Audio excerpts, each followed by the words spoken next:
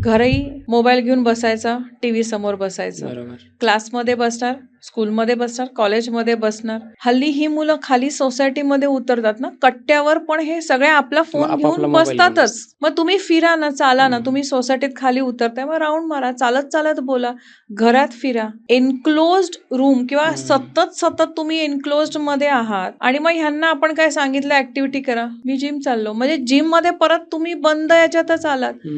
Fresh air कुठे? तुमची lungs capacity वाढणार कशी? ट्रेडमिलवर पळणाऱ्या ह्या मुलांना तुम्ही तळजाई चढायला लावा ना, किंवा पर्वती वर खाली करायला, they won't be able to do it, कारण त्यांच्या लंग्सची, शरीराची ती कॅपॅसिटीच नाहीये. फ्रेश एअर मध्ये गेलं पाहिजे, चाललं पाहिजे, धावलं पाहिजे, खेळलं पाहिजे. जिमच्या विरोधात मी नाहीये.